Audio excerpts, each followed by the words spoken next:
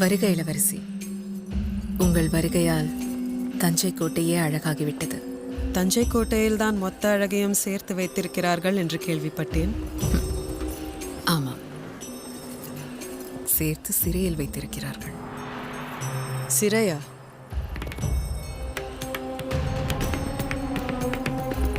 ஆணிப்பொன் அரியணையில் வைத்திருப்பதாக அல்லவா சொன்னார்கள்? பொன்தான், கொஞ்சம் மூத்த பொன்.